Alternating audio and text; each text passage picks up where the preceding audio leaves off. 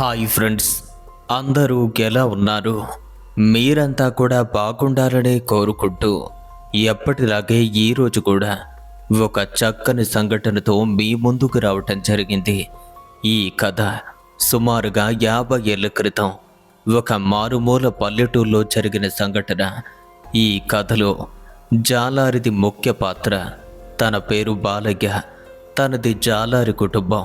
చిన్ననాటి నుండి తండ్రికి సహాయంగా ఉంటూ చేపల వేటలో మంచి ప్రావీణ్యం పొందినప్పటికీ కుటుంబ భారమంతా కూడా తనపైనే ఉండటంతో ఎంత శ్రమించినా సరే కడుపుకు 3 పూటల ఆహారం లేని రోజులు ఎన్నో ఉన్నాయి. ఇక అలాంటి బాలయ్య ఎన్ని కష్టాలు చుట్టుముట్టినప్పటికీ ధర్మం తప్పకుండా నిరంతరం శ్రమించి వారి కుటుంబాన్ని పోషణ చేస్తున్నాడు. అతని భార్య పేరు మహాలక్ష్మి. పేరుకు తగ్గట్టుగానే గొప్ప గుణవంతరాలు. కష్ట సుఖాలలో తన భర్త అడుగుజాడల్లో నడిచి కష్టపడి కుటుంబాన్ని పోషిస్తున్నటువంటి ఒక మంచి భార్యగా పేరు సార్థకం చేసుకున్న గొప్ప మహాపతివ్రత. వారిది జాలారి కుటుంబం కావటంతో నిత్యం గంగమ్మని సేవిస్తూ ఉండేవారు. ప్రతినిత్యం ఉదయాన్నే స్నాన సంధ్యాతులు ముగించి గంగమ్మను సేవించాక మిగతా పనులు మొదలు పెట్టేవారు. ఇక వారిలాగే ఆ ఊరిలో చాలామంది జాలారి వాళ్ళు, అలాగే చాలా కుటుంబాలు కూడా నివసిస్తూ ఉండేవి. కానీ అందరూ మాటకారితనం చేత కొంచెం తెలివిగా బ్రతికేవారు. కానీ బాలయ్య మాత్రం చాలా అమాయకుడు కావటంతో ఆ వీధిలో వాళ్ళంతా కూడా వారి కుటుంబాన్ని చులకనగా చూసేది. అయినా సరే ఎవరు ఏమన్నా పట్టించుకోకుండా వారి పని వారు హాయిగా చేసుకునేవారు. ఇలా కాలం గడుస్తూ ఉంది. కొన్నాళ్లకు ఒక వ్యక్తి బాలయ్య ఇంటికొచ్చి, మీ తాత చేసిన అప్పు మీ నాన్న నువ్వు కూడా ఇంతవరకు తీర్చలేకపోయారు. ఎన్నిసార్లు అడిగినా సరే రేపు మాపు అని సాకులు చెప్తూనే వస్తున్నారు. కానీ మా అప్పు మాత్రం తీర్చడం లేదు. ఇదే ఆఖరి మాట. ఇంకా ఒక నెల రోజుల్లో అప్పు తీర్చకపోతే మీరు ఉన్నటువంటి ఇల్లు కూడా స్వాధీనం చేసుకుంటాం. అలా చెప్పగా బాలయ్య మరియు మహాలక్ష్మి ఇద్దరూ అతని కాళ్ళపైన పడి, అన్నీ తెలిసిన వారు, మీరే ఇలా మాట్లాడితే మా పరిస్థితి ఏమవుతుంది? మాలాంటి వాళ్ళు మేమైపోవాలి. మా ఇల్లు మీరు ఆక్రమించుకుంటే మా పిల్లలు ఏం కావాలి? ఎంత కష్టపడ్డా సరే కనీసం మా పిల్లల ఆకలి కూడా తీర్చుకోలేకపోతున్నాం. కానీ అన్ని రోజులు ఒకేలా ఉండవు కదా. ఏదో ఒక రోజు మాకు కలిసి రాకపోదా? ఇక అప్పుడైనా మీ అప్పును తప్పకుండా తీరుస్తాము అని చెప్పారు. ఆ వ్యక్తి మాత్రం వారి మాటలు లెక్క చేయకుండా, సరిగ్గా ఈ రోజు నుండి 30 రోజులు మాత్రమే గడువు. అప్పటికీ కూడా అప్పును తీర్చకపోతే మీ ఇంటిని ఖచ్చితంగా ఆక్రమిస్తారు. అలా గట్టిగా చెప్పి అక్కడి నుండి వెళ్ళిపోయాడు.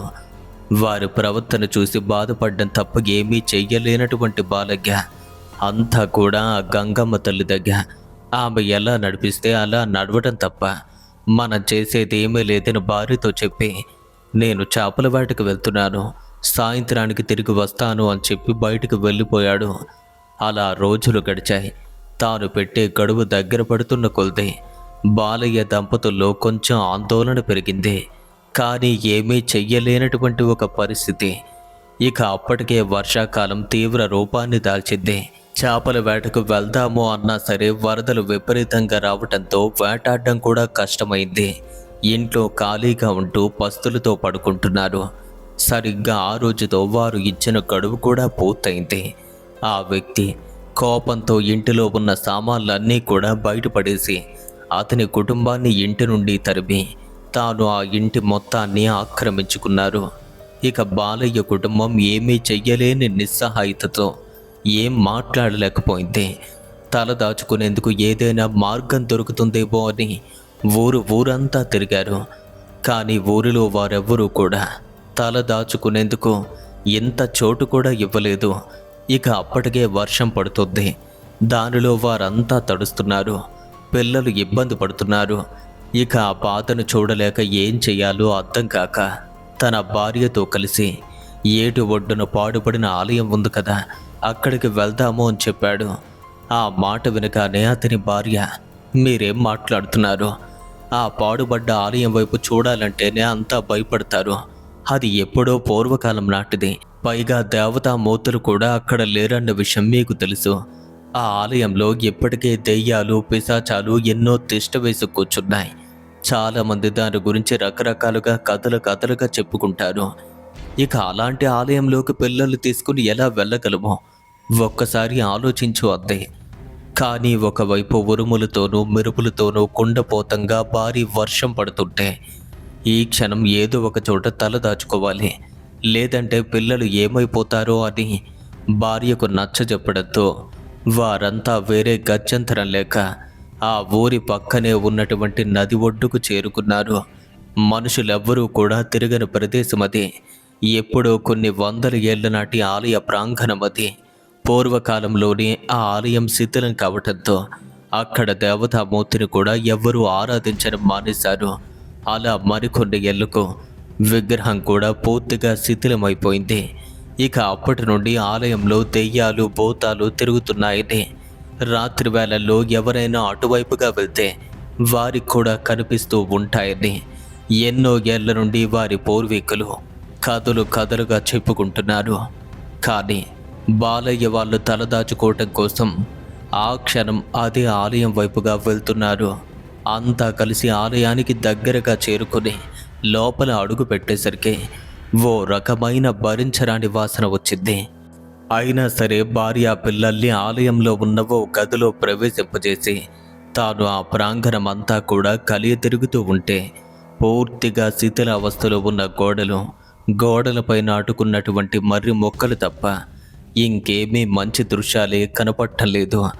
పక్కనే ఉన్నటువంటి పిచ్చి మొక్కలు విరిచి ఆ గదిలో ఉన్నటువంటి చెత్తను వెంటనే శుభ్రం చేసి భార్య పిల్లల్ని శుభ్రం చేసిన చోటలో కూర్చోబెట్టి 2 చేతులు జోడించి, అమ్మా, మా కర్మ కాకపోతే ఇలాంటి పాడుపడ్డ గుడిలో తల దాచుకోవటమేంటి, మా పరిస్థితి ఏంటి ఇలా ఉంది అని బాధపడుతూ తన మనసులో దుఃఖాన్ని బయటపడనీయకుండా వారికి ధైర్యం చెప్తున్నాడు.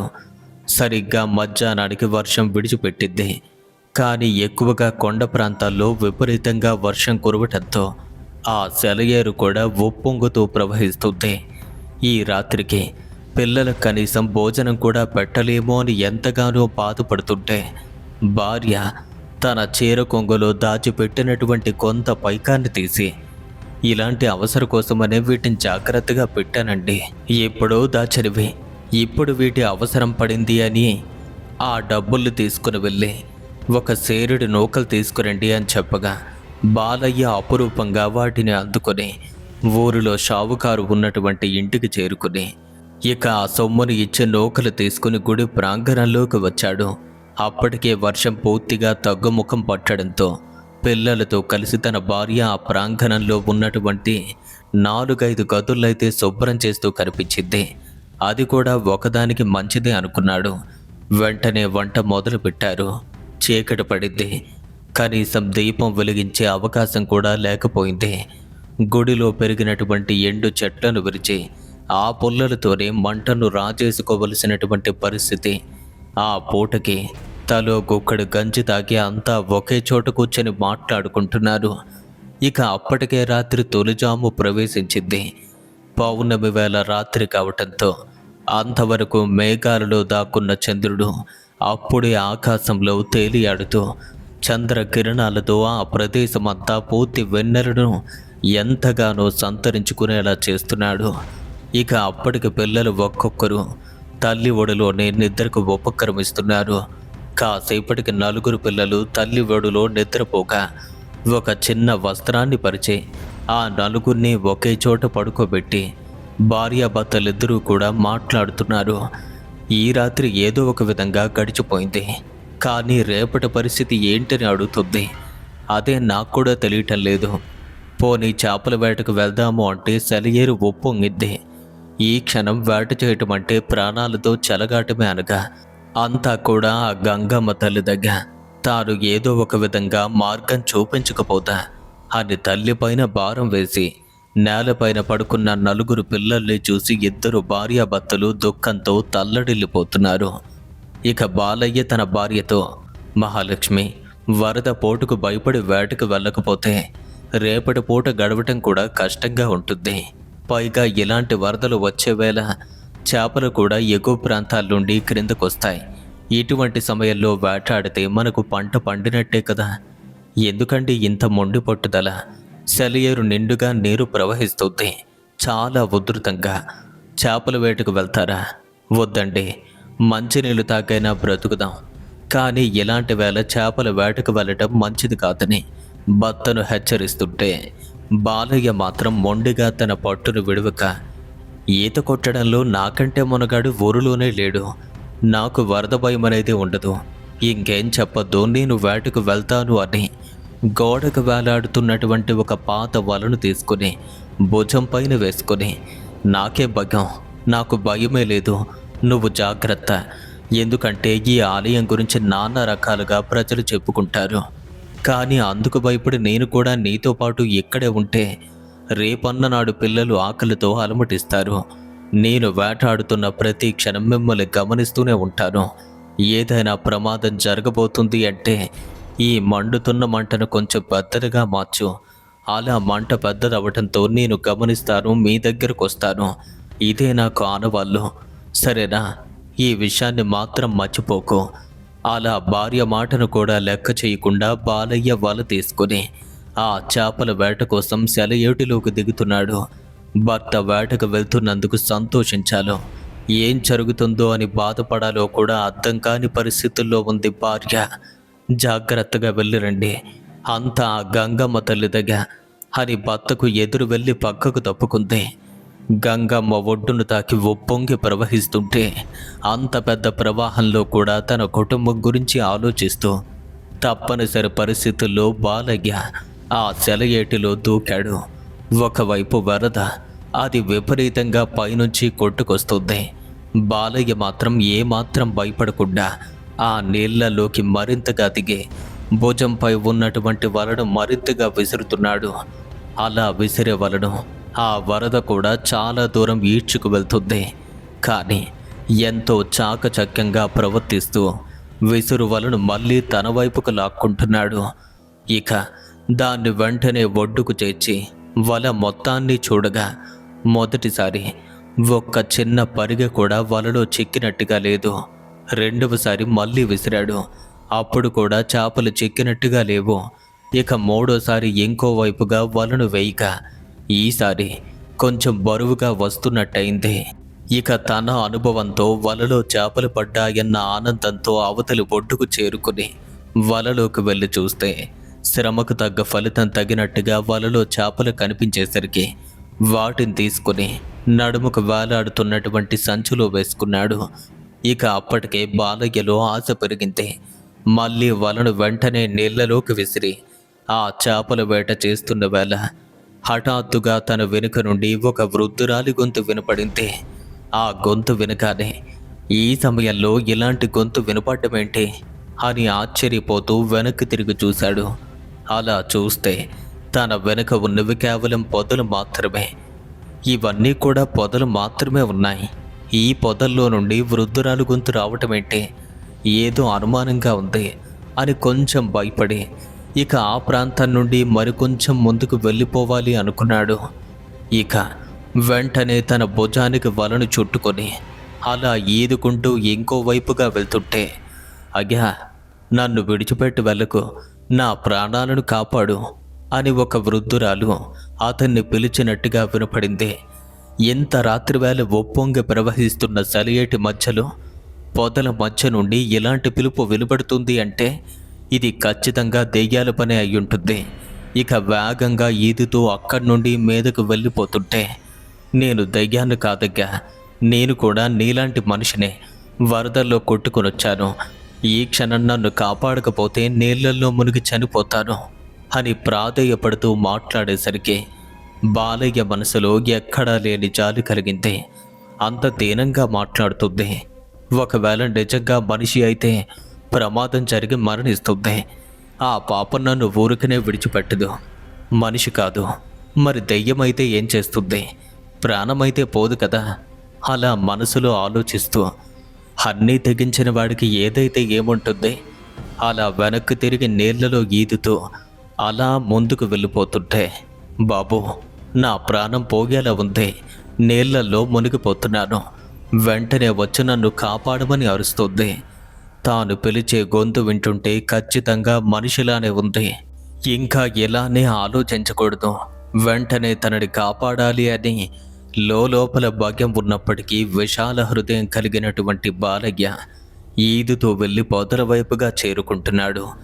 దగ్గరకు వెళ్ళే వరకు ఆ ఆకారం తన కంట పడలేదు. ఒకవైపు మనసులో ఏదో తెలియనటువంటి భయం ఉంది, కానీ నిజంగానే మనిషి అయితే ప్రాణం పోతుంది కదా అన్న ఉద్దేశంతో మరింత వేగంగా ఈదుకుంటూ అలా రెల్లి పొదల దగ్గరకు వెళ్ళేసరికి ఆ వెన్నెల కాంతిలో రెల్లి పొదలు పట్టుకుని నీళ్లలో తేలుతూ ఒక వృద్ధురాలు తన కంటపడింది.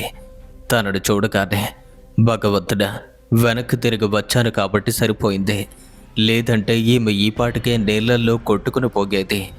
అలా అమ్మవారిని ప్రార్థిస్తూ వాటిని పట్టుకుని నీళ్లపైన తేలుతున్నటువంటి తన దగ్గరకు చేరుకుని వెంటనే తన చేతిని అడ్డుకున్నాడు. అప్పటికే వృద్ధురాలి యొక్క పరిస్థితి చాలా ఘోరంగా ఉంది. ఇక వెంటనే ఆమె చేతిని పట్టుకున్నాడు. అప్పటికే వృద్ధురాలి యొక్క పరిస్థితి చాలా ఘోరంగా మారింది. ఎక్కడి నుండి కొట్టుకుని వచ్చిందో తెలియదు, కానీ శరీరం మొత్తం చలికి విపరీతంగా వణికిపోతుంది.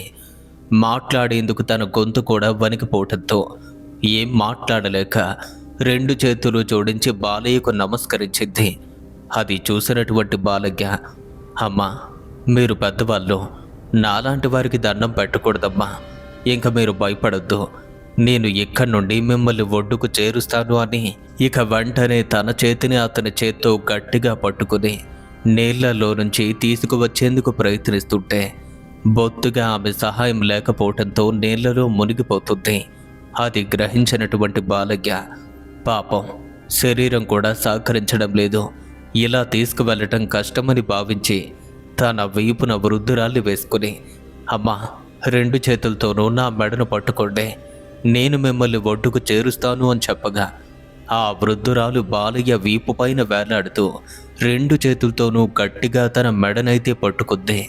ఇక బాలయ్య అంత పెద్ద వరదల్లో కూడా గొప్ప సాహసం చేసి విశాలమైనటువంటి హృదయంతో ఆ ముసలావిడని జాగ్రత్తగా తీసుకువచ్చే ప్రయత్నాన్ని చేస్తున్నాడు. కానీ వరద ప్రభావం మరింత ఎక్కువవుతూ ఉండేసరికి కేవలం కొన్ని అడుగుల దూరం మాత్రమే ఈదాడు.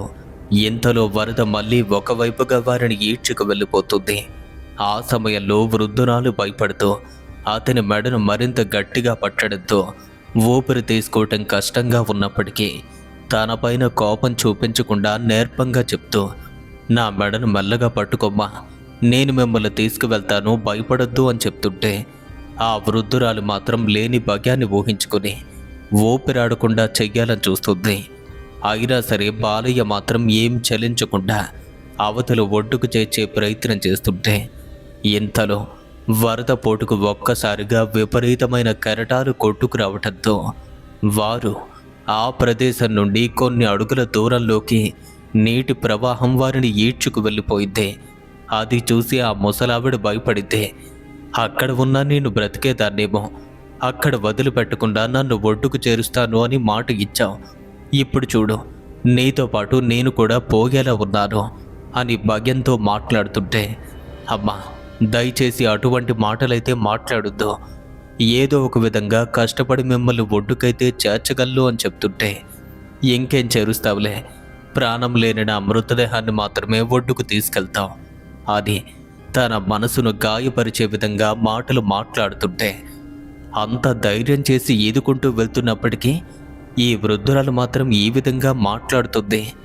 అయినా సరే తాను ఏమాత్రం కోపడకుండా వృద్ధురాలు కాబట్టి అలా మాట్లాడుతుంది అని తన మనసులో తనని క్షమిస్తూ ఇంకా పెద్ద మనసు చేసుకుని, మీరు పెద్దవాళ్ళు, మంచి కోరాలు తప్ప కీడు కాదు, మిమ్మల్ని క్షేమంగా తీసుకువెళ్ళే బాధ్యత నాది అంటుంటే, నీలాంటి వాళ్ళేలే ప్రగల్భాలు పలుకుతారు, ఎంతోమందిని చూశాను, ఇప్పటికే వరద పోటు మనల్ని ఏటి మధ్యకి తీసుకొచ్చింది, కాదు పోదు అంటే ఇంకా కొద్దిసేపటి వరకు మాత్రమే బ్రతుకుంటాం, తరువాత ఇద్దరం కూడా గంగలోనే కలిసిపోతాము అంటుంటే మీకు దండం పెడతాను, మీరు పాడయ్యి నన్ను కూడా పాడు చేయొద్దు, వీలైతే ధైర్యాన్ని ఇవ్వండి, లేదంటే నోరు మూసుకుని ఉండండి.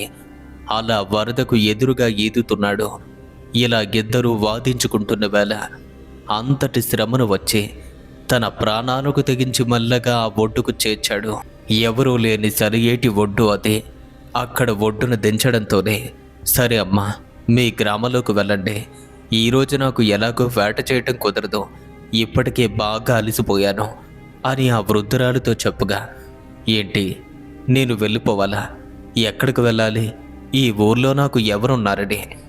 ఎక్కడి నుండో వరదల్లో కొట్టుకుని ఎక్కడికొచ్చాను. ఈ ఊరు వాడితో నాకు అసలు ఏ పరిచయం లేదు, ఏ సంబంధం లేదు.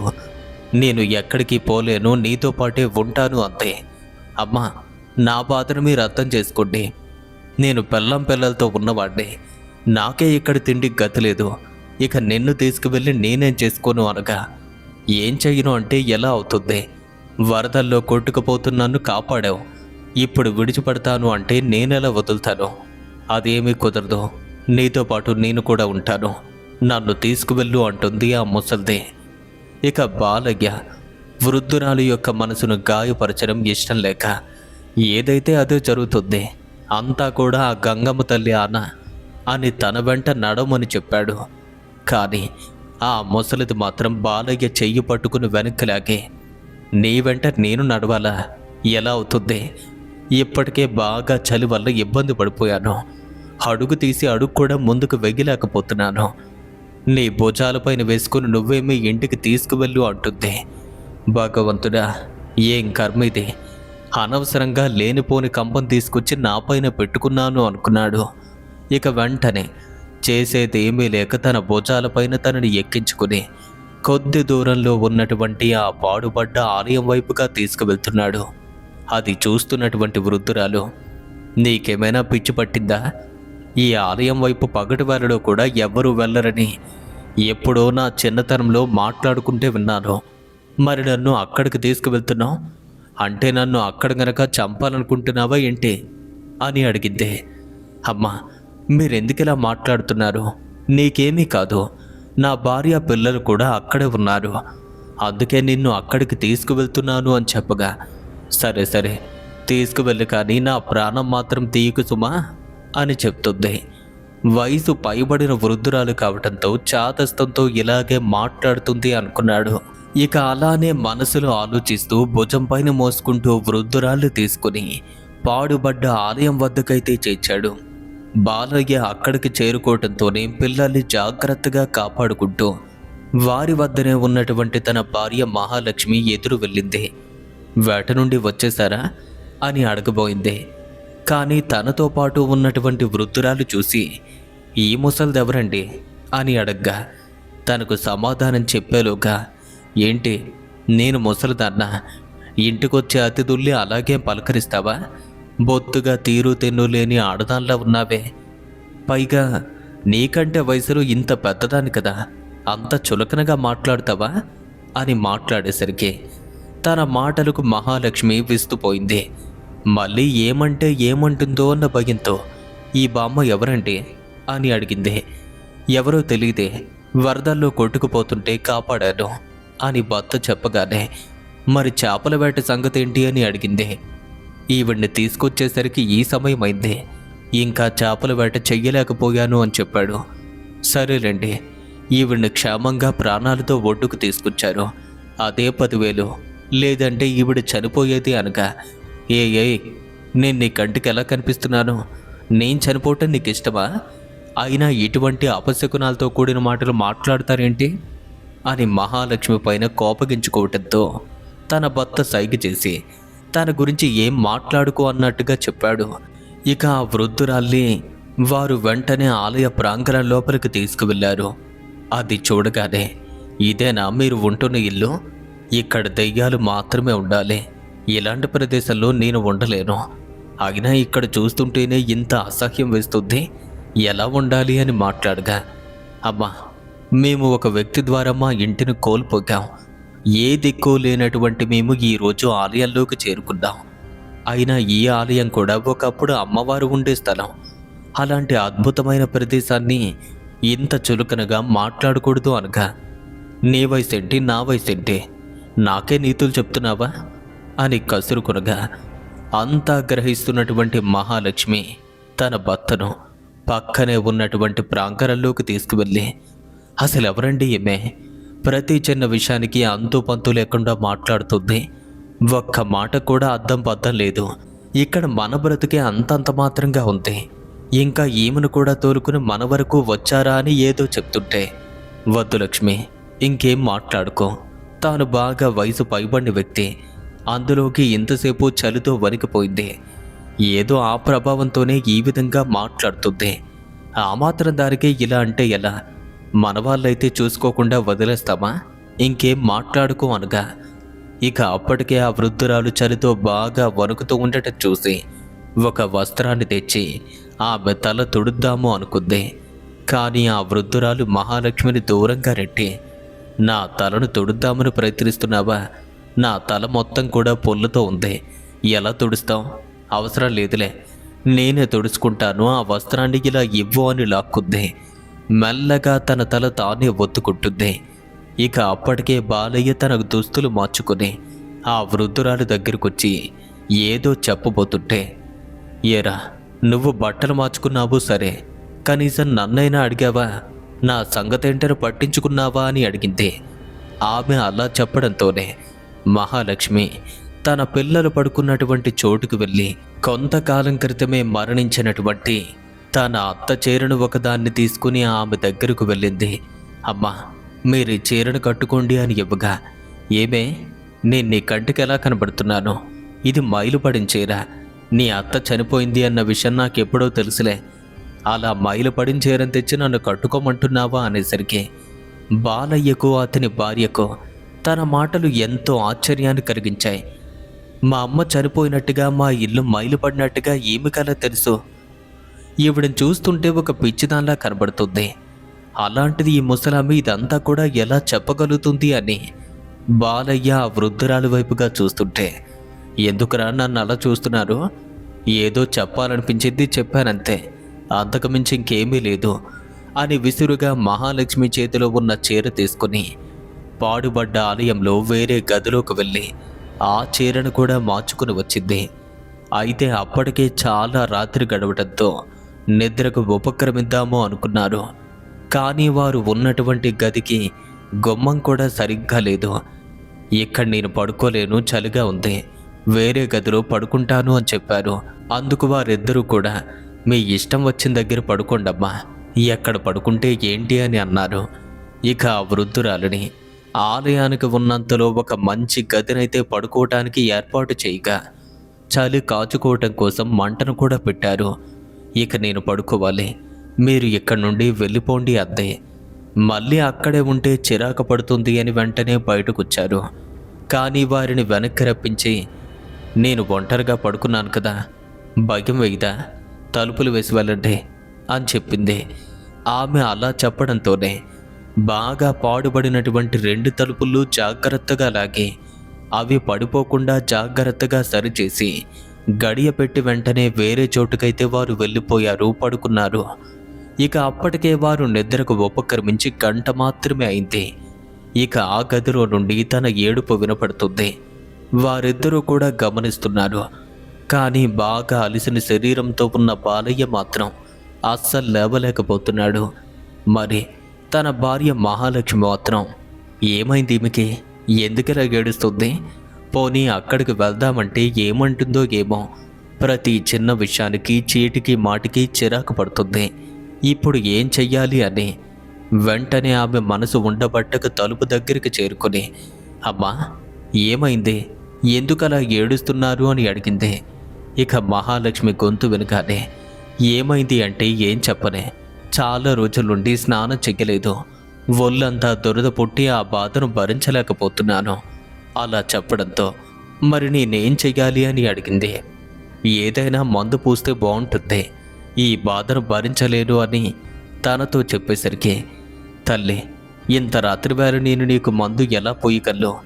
ఈ క్షణం ఎక్కడ దొరుకుతుంది అనగా, అంతేలేవే, అంతేలే, నా బాధ నువ్వు పడితే కానీ నీకు తెలీదు, ఒక్కసారి నా శరీరాన్ని చూడు ఎలా తయారైందో అని లోపలికి రమ్మని చెప్పింది. ఇక తాను అలా పిలవటంతోనే పిలిచిన వెంటనే వెళ్ళకపోతే మళ్ళీ ఎక్కడ చిరాకు పడుతుంది అన్న భయంతో ఆ పాడుబడ్డ తలుపుల్ని మెల్లగా తెరుచుకుని లోపలికి వెళ్ళి చూసింది. అలా వెళ్ళి చూస్తే చలిమంట యొక్క వెలుతురులో తన శరీరం అంతా కూడా అమ్మవారి సోకినట్టుగా పెద్ద పెద్ద పొక్కులతో కనిపిస్తుంది. దాన్ని చూడగానే మహాలక్ష్మికి తల తిరిగినట్టయింది. ఇప్పుడే కదా చక్కగా కనిపించింది, ఇంతలోనే ఇదంతా కూడా ఎలా జరిగింది అని చూస్తుంటే నా బాధ నీకు తెలియటం లేదు కదా, నీ పిల్లలకు ఇలాంటి వ్యాధి వస్తే అప్పుడు తెలుస్తుంది అనగా. అమ్మా, వయసులో పెద్దవారు, మీరు ఇలా మాట్లాడడం మంచిది కాదు. అయినా నీకు బాధ వచ్చిందని మా పిల్లలకు కూడా రావాలని కోరుకుంటున్నావా? అలా ఆలోచించడం తప్పు కదమ్మా. ఇక ఆ ముసల్ది తనలో తాను విపరీతంగా బాధను భరించలేక మూలుగుతూ, ఈ బాధను తట్టుకోలేకపోతున్నానే, ఒళ్ళంతా కూడా విపరీతంగా దురద పుట్టేస్తుంది, ఏం చెయ్యను అని వెంటనే 2 చేతులతో తన శరీరం అంతా కూడా కోక్కోవటం మొదలుపెట్టింది. ఇక దాన్ని చూస్తున్నటువంటి మహాలక్ష్మి, అమ్మా మీరు తప్పు చేస్తున్నారు, మీకు అమ్మవారి సోకింది, అలా గోళ్ళతో రక్కకూడదు, దానివల్ల శరీరం అంతా కూడా ప్రమాదకరంగా మారిపోతుంది, అమ్మవారి కోపం వస్తుంది, అర్థం చేసుకోండి, అలా చెయ్యొద్దు అని చెప్తుంటే తాను మాత్రం మహాలక్ష్మి మాట వినకుండా ఒళ్ళంతా కూడా గోళ్ళతో గోక్కోవటం మొదలు పెడుతుంది. అంతే, శరీరం పైన పొక్కులన్నీ కూడా తేలి అవి మొత్తాన్ని చితికి శరీరం అంతా కూడా రక్తం చీవు ప్రవహిస్తుంది. అది చూసి అడ్డుకునేందుకు ప్రయత్నిస్తుంటే మహాలక్ష్మిని వెంటనే దూరంగా నెట్టి, అనవసరంగా ఈ కోవెల్లో అడుగుపెట్టాను, అందుకే నాకు ఇటువంటి పరిస్థితి వచ్చింది, దీనికి కారణం నీ మొగుడు అని బాలయ్యని నిందిస్తూ ఇష్టం వచ్చినట్టుగా శరీరం అంతా కూడా గోక్కుంటూ తలను కూడా గోక్కోవటం మొదలుపెట్టింది. అది చూసినటువంటి ఆమె, అమ్మా తలపైన పొల్లు ఉన్నాయి అని చెప్పారు కదా, ఇలా గోకితే వాటి నుండి చీము రక్తం బయటకు వస్తుంది, ఇక వాటిని మాన్పడం మన తరం కాదు, అలా చేయటం మంచిది కాదు అని చెప్తుంటే చెప్తున్నా వినకుండా మరింత బలంగా గోక్కోవటం మొదలుపెట్టింది. ఇక అప్పటికే తలపైన పుల్లన్నీ చితికి చీము నెత్తురు రావటంతో ఒక్కసారిగా ఆలయ ప్రాంగణం అంతా కూడా ఓ రకమైనటువంటి దుర్వాసన నిండుకుంది. ఆ వాసనకు మహాలక్ష్మి కడుపులో పేగులు మెలుకలు తిరుగుతున్నాయి. ఆ దుర్వాసన భరించలేక ముక్కు మూసుకుని వాంతులు చేసుకునేందుకు సిద్ధపడుతుంటే ఆ వాసన ఆలయ ప్రాంగణం అంతా కూడా చేరుకుంది. ఒకవైపు పిల్లలు, ఇంకోవైపు బాలయ్య ఆ దుర్వాసన భరించలేక నిద్రలేచి ఇంత వాసన ఎక్కడి నుండి వస్తుంది అని చూస్తుంటే వేరే గదిలో ఇద్దరు మాట్లాడుకుంటున్న సంభాషణ అతనికి వినపడింది. ఇంత రాత్రి వేళ తన గదిలోకి లక్ష్మి ఎందుకు వెళ్ళింది, ఏం మాట్లాడుతున్నారు అని నేరుగా తాను కూడా అక్కడికి వెళ్ళటం జరిగింది. అలా వెళ్ళి చూస్తే తన శరీరం అంతా కూడా రక్తంతో తడిసిపోయింది. తల నుండి రక్తం చీము కారుతూ భరించరాని వాసన వస్తుంది. మహాలక్ష్మి తనకేమైంది, ఎందుకిలా ప్రవర్తిస్తుంది అనగా, ఏమోనండి నాకేం అర్థం కావట్లేదు, వస్తే బామ్మ శరీరం అంతా కూడా అమ్మవారు సోకింది, చిన్న చిన్న కురుపులు కాస్త పెద్దవిగా కనబడుతున్నాయి, దురద పడుతున్నాయి, బాధను భరించలేకపోతున్నాను అంతే, నేను ఎంత చెప్పినా వినకుండా గోక్కోవటం మొదలుపెట్టింది, అందుకే ఇలా జరిగింది అని చెప్తుంటే మీరు నన్ను ఏదో చెయ్యాలని చూశారు, అనవసరంగా ఈ పాడుబడ్డ ఆలయంలోకి తీసుకొచ్చి నన్ను చంపే ప్రయత్నం చేస్తున్నారు, అందుకే నా పరిస్థితి ఎలా తయారైంది అని వారిని నిందిస్తూ ఇష్టం వచ్చినట్టుగా ఇద్దరినీ తిడుతూ ఉంటే బాలయ్య తన యొక్క పరిస్థితిని చూసి భయపడిపోయాడు. అమ్మా మీరు పెద్దవాళ్ళు, మీరు ఈ విధంగా మాట్లాడడం తగదు, ఇది ఒకప్పుడు అమ్మవారు ఉన్నటువంటి ఆలయ ప్రాంగణం తల్లి, ఇప్పుడు పాడుబడినంత మాత్రాన్ని ఈ ప్రాంగణం గురించి తక్కువగా మాట్లాడకూడదు, ఒకవేళ నీ మనసులో అటువంటి ఆలోచన ఏదైనా ఉందేమో, అందుకే అమ్మవారి కోపం వచ్చుంటుంది. అలా తన మనసులో ఉన్న మాటను తనతో చెప్పేసరికి, ఎవర్రా అమ్మవారు, నాకంటే గొప్పదా, కోళ్ళను మేకళ్ళు బలుకోరే అమ్మవారిది, అది నాకంటే గొప్పదనుకుంటున్నావా, పచ్చి మాంసాన్ని పచ్చి నెత్తుటిని తాగే అమ్మవారు నాకంటే గొప్పదా, అలాంటి వారిని దేవతగా ఎలా పూజిస్తారు ఏంటో, చీచే ఏ దేవత అయినా సరే ప్రాణాలు బలి తీసుకుంటుందా, కోళ్ళు మేకల్ని అడుగుతుందా, ఇదంతా కూడా మీ భ్రమరా, అనవసరంగా లేనిపోని కోరికలతో మూగజీవాల్ని బలిచ్చి తన నుండి వరాలు పొందాలి అని చూస్తుంటారు, అంతవరకు ఎందుకురా, ఇప్పుడు నా యొక్క పరిస్థితి చూడు ఎలా ఉందో, ఇదేమీ మంచి ప్రాంగణం కాదురా, భయంకరమైనటువంటి శ్మశానం, ఇష్టం వచ్చినట్టుగా మాట్లాడుతూ ఉండేసరికి ఇక అంతవరకు ఎంతో ఓపికగా ఉన్నటువంటి బాలయ్య తాను అమ్మవారి గురించి ఎప్పుడైతే ఆ విధంగా మాట్లాడిందో ఒక్కసారిగా కోపోద్రిక్తుడెక్కి, అమ్మా మీకిక్కడ నచ్చితే ఉండండి, లేదంటే వెంటనే వెళ్ళిపోండి. భరిస్తున్నాం కదా అని మమ్మల్ని ఎంతగా నిందించినా పర్వాలేదు. అయినా అమ్మవారిని అంత మాట అంటావా? అంత గొప్ప అమ్మవారు ఉండే ఈ ప్రాంగణాన్ని శ్మశానమని ఇష్టం వచ్చినట్టుగా మాట్లాడుతున్నారు. మర్యాదగా ఉంటే ఉండు, లేదంటే ఇక్కడి నుండి వెళ్ళిపో. నా తల్లిని ఆ విధంగా తిడితే నేను ఓర్చుకోలేకపోతున్నాను. ఇక మీద నీలాంటి దాన్ని భరించడం నా వల్ల కాదు. నా గంగమ్మ తల్లిని నువ్వు ఎలా తిడుతూ ఉంటే కళ్ళు మూసుకుని ఉండాలా? ఏమీ అనకుండా ఉండటం నా వల్ల కూడా కాదు. ఇంకా నోరు మూసుకోలేను కూడా. మర్యాదగా ఇక్కడి నుండి బయటకు వెళ్ళు అని రక్తం కారుతున్న శరీరంతో ఉన్నటువంటి ఆ వృద్ధురాలి చెయ్యి పట్టుకున్నాడు. ఇక ఆమె కోపంతో తన చేతిని వేగంగా విసిరి ఆ చెయ్యిని అందుకునేసరికి బాలయ్య చెయ్యి అదుపు తప్పి ఆమె తలను తాకిద్ది. అంతే, తన తలను ఎప్పుడైతే తన చెయ్యి తాకిద్దో ప్రాణం పోగినట్టుగా గట్టిగా అరిచి, నన్ను చంపేసేలా ఉన్నాడు నీ మొగుడు అని మరింత గట్టిగా అరుస్తుంది. ఇక అంత కోపంలో ఉన్నటువంటి బాలయ్యకు ఆ క్షణం మళ్ళీ జాలి కలిగింది. అయ్యో, కోపంలో చెయ్యి పట్టుకుందామని అనుకున్నాను, కానీ నా చెయ్యి ఈ వృద్ధురాలి తలను తాకింది. పాపం, ఎంత గట్టిగా దెబ్బ తగిలుంటుందో ఏంటో అని మనసులో బాధపడుతుంటే వృద్ధురాలు మాత్రం, చూడరా, నువ్వు చేసిన పని నా ప్రాణం తీసేలా ఉంది. ఒక్కసారి నా తలను చూడు, ఎంత గాయమైందో చూస్తున్నావా అని బాలయ్య చెయ్యి అందుకుని తలపైన పెట్టుకుంది. ఇక ఆ క్షణమే భరించరాని దుర్గంధం తల నుండి బయటపడుతున్నప్పటికీ తన కారణంగా తలపైన గాయమైందని బాలయ్య రెండు చేతులతో కనీసం అసహ్యించుకోకుండా తలపైన వెంట్రుకలన్నీ పక్కకు తీసి గాయమైన చోట వెతుకుతూ ఉంటే ఆ వృద్ధురాలి తలపైన కనిపించే దృశ్యాన్ని చూసి ఒక్కసారిగా ఆశ్చర్యపోయాడు. తలపై నుండి చీము రక్తం లేదు. ఆ తలపైన చిక్కు తీసిన వెంటనే ఓ కన్ను కనిపించింది. మహాలక్ష్మి, ఏంటి వింత? ఈమెకు తలపైన ఇంకో కన్ను ఉందా అనగా, మీరేం మాట్లాడుతున్నారో నాకేమీ అర్థం కావటం లేదు. తలపైన కన్ను ఉండటమేంటని మహాలక్ష్మి కూడా వృద్ధురాలికి దగ్గరగా చేరుకుని ఒకవైపు భర్త మాటలు వింటూ ఆశ్చర్యపోతూనే తాను కూడా అక్కడ ఉన్న జుట్టు చిక్కును పక్కకు తీసింది. అలా తీయగానే అక్కడ తనకు కూడా ఓ కన్ను కనబడింది. ఇక ఇద్దరూ ముఖాలు చూస్తూ ఏం మాట్లాడాలో అర్థం కాక బెత్తరపోతున్న వేళ, ఏమైందిరా, గాయాన్ని చూసి ఆశ్చర్యపోతున్నారా? నా తలపైన ఒక్క గాయం మాత్రమే కాదు, చూడండి, ప్రతి చోట కూడా గాయం కనిపిస్తుంది. కావాలంటే ఇంకో దగ్గర చూడండి అని చెప్పింది. ఆమె అలా చెప్పడంతోనే ఇంకో చిక్కును పక్కకు తీసి చూస్తే అక్కడ కూడా కన్ను పడింది. మరొక చోట చూడండి అంది. అక్కడ ఇంకో కన్ను. ఎంత వెతికినా వారు చూసిన ప్రతి చోట తల నిండుగా కళ్ళే కనిపిస్తున్నాయి. ఇక అప్పటికే వారికి అర్థమైంది, ఆమె సామాన్యమైనటువంటి వృద్ధురాలు కాదని. మమ్మల్ని పరీక్షించడానికి వచ్చావా తల్లి అని ఇద్దరూ వెంటనే తన కాళ్ళపైన పడ్డారు. ఇక అంతవరకు ముసలావిడి రూపంలో ఉన్న తాను ఒక్కసారిగా తన నిజ రూపంలోకి మారింది. ఆ క్షణం చూడగా అది వృద్ధురాలి యొక్క రూపం కాదు, గంగమ్మ తల్లి యొక్క విగ్రహ రూపం.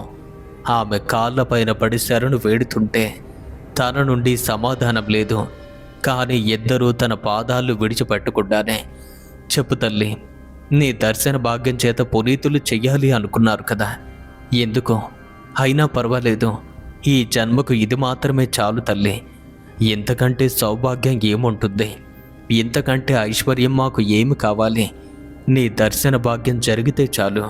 కొన్ని జన్మల యొక్క పాపాలు కూడా పటా పంచలేపోతాయి. చాలు, నిన్ను చూసినటువంటి ఈ కళ్ళు ఈ జన్మకివి చాలు. ఇక ముందు వేరే ప్రపంచాన్ని చూడకుండా మమ్మల్ని అందులుగా మార్చేసే. నీ దివ్య మంగళ రూపాన్ని ఎప్పుడూ మా మనసులో అలాగే ఉండేలా చెయ్యి అని వేడుకుంటున్నారు. కానీ వారు అడిగే ప్రశ్నలకు ఒక్క సమాధానం కూడా లేదు. అయితే అప్పటికే భక్తి తన్మయత్వంలో మునిగిన వారిద్దరూ కూడా ఇంకా గంగమ్మ తల్లి అలాగే ఉందని భ్రమపడి తనతో మాట్లాడేందుకు ప్రయత్నిస్తుంటే వారు అడిగినటువంటి ఏ ప్రశ్నకు సమాధానం వినపడకపోయేసరికి, ఏమైందమ్మా, మళ్ళీ మా పైన అలక సాధిస్తున్నావా అని ఇద్దరూ పైకి లేచి అంతవరకు కూర్చున్నటువంటి అమ్మవారిని చూడబోయారు. కానీ అంతవరకు స్వచ్ఛమైన దేవతామూర్తిలా కనిపిస్తున్న అమ్మ ఆ క్షణం విగ్రహ రూపంలోకి మారిపోయింది. అంతే, ఇద్దరి కళ్ళ నుండి ఆనంద బాష్పాలు రాలుతూ గంగమ్మ తల్లి విగ్రహం ముందు కూర్చుని ఇద్దరూ ప్రార్థిస్తుంటే ఒక్కసారిగా ఆ గుడి ప్రాంగణం అంతా కూడా సుగంధ ద్రవ్య పరిమళాలతో నిండుకుంది. అంతవరకు అక్కడ ఉన్న దుర్వాసనంతా మటు మాయమైంది.